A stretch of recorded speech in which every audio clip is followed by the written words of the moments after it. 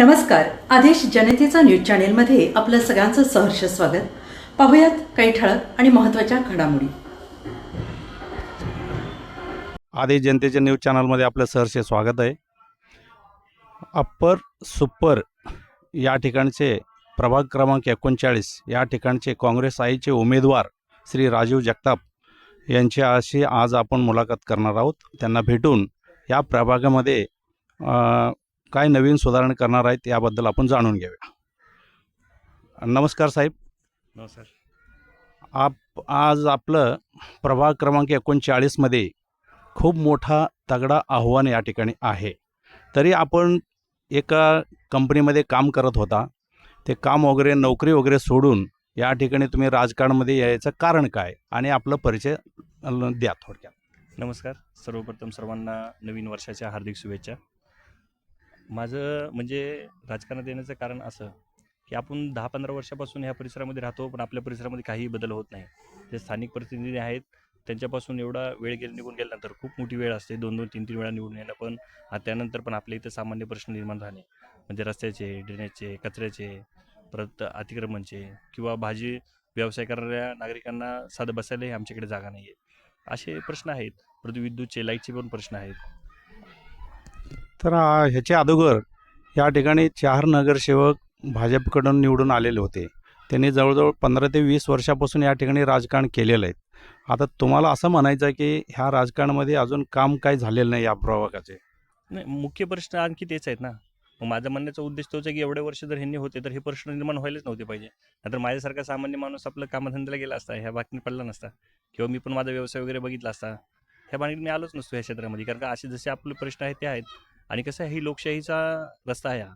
त्यामुळे मी ठरवलं की ह्या लोकशाही मार्गानेच ह्यामध्ये आपण बदल करू शकतो. इलेक्शन हा राजकारण हा भाग वेगळा आहे माझ्यासाठी, कारण का मी समाजकारणातून आलेलो आहे.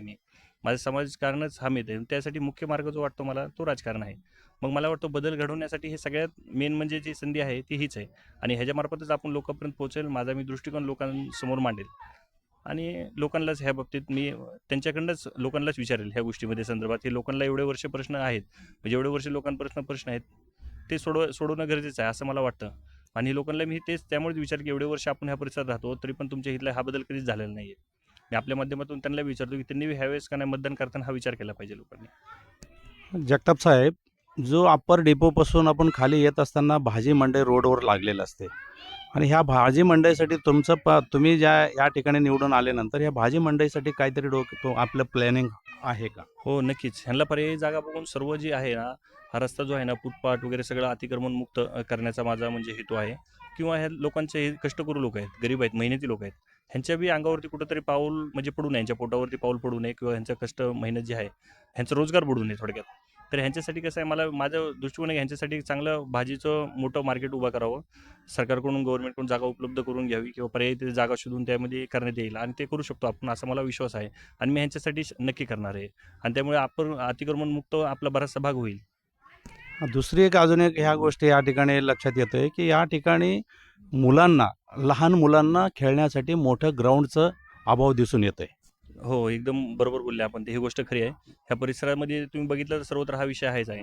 तर लहान मुलांना खेळण्यासाठी आता म्हणजे ह्याच्यामध्ये काही नाहीत. आता मुलं मध्यंतरी माहिती आहे का, लहान मुलांचं म्हणजे आमच्याकडं खेळण्यात जागा नसल्यामुळे असं टेरेसवरती वगैरे पतंग वगैरे उडवतात. मध्यंतरी आमचा एक मुलगा आहे ना इथे, मग त्यामध्ये अतिक्रमण बी आलेलंच आहे, त्यामध्ये कारणीभूत आहेच त्यासाठी. कारण का रस्त्याला कुणाचं घर किती वाढलंय, लाईटच्या पोलपाशी आहे का, किंवा विद्युतच्या तारापाशी आहे का, असं कोणीही काही विचार करत नाही. किंवा एखाद्यानं घर जरी बांधलं, आता मी जर एक सामान्य माणूस म्हणून आहे, मला जर तेव्हा दिसून येते की बाबा ह्याच्या घर इथं आहे, इथं अपघात होऊ शकतो, इथे मुलं आहेत, एखादा पडू शकतो खाली, अपघात होऊ शकतो, किंवा हे चुकीच्या पद्धतीने बांधलं गेलेलं आहे, विद्युतच्या पोलजवळ बांधलं गेलेलं घर आहे, किंवा त्यांची जागा सोडून त्यांनी 5-5 फूट पुढे आलेले आहेत. मला त्या लोकांविषयी म्हणणं नाही आहे काय माझं, पण विषय कसा आहे, त्यामध्ये सगळे लोक चुकीचे आहेत असं म्हणणार नाही मी. पण लोकप्रतिनिधींनी सुरुवातीलाच एखाद्याने कुणी जर घर पुढे जर घेतलं असतं, तर त्याला लोकांनी त्यांना समज दिली असती, किंवा लोकप्रतिनिधी सांगितलं असते बाबा हा धोका होऊ शकतो तुझ्या इथे, किंवा अधिकाऱ्यामार्फत एखाद्यावरती कारवाई झाली असती, तर ऑटोमॅटिक बाकीचे लोक सुधारले असते आणि हे प्रश्न उद्भवले नसते आपल्या प्रभागामध्ये, आणि त्यामुळे एका मुलाचा जीव पण गेला नसता. धन्यवाद साहेब. आपण प्रभाग क्रमांक 39चे उमेदवार आहात. निवडून यावं अशीच आपली अपेक्षा आहे. तुम्ही जनतेसाठी चांगलं काम करावं हे आपण आदेश जनतेच्या न्यूज चॅनलमार्फत सांगू इच्छितो. धन्यवाद सर. नमस्कार. अन्याय, अत्याचार आणि भ्रष्टाचाराविरुद्ध बुलंद आवाज उठवणारे आदेश जनतेचा साप्ताहिक व न्यूज चॅनल. जनतेच्या हक्कासाठी, न्यायासाठी आणि सत्यासाठी आदेश जनतेचा, तुमचं विश्वासाचं न्यूज प्लॅटफॉर्म. खरे आणि निर्भीड वार्तांकन, समाजातील प्रत्येक प्रश्नावर ठाम भूमिका. संपादक बी क्षेत्रीय. पत्ता धनकवडी, पुणे 43. संपर्क 9545155656. आदेश जनतेचा न्यूज चॅनल, कारण सत्य लपून राहत नाही, ते जगासमोर आणलंच पाहिजे.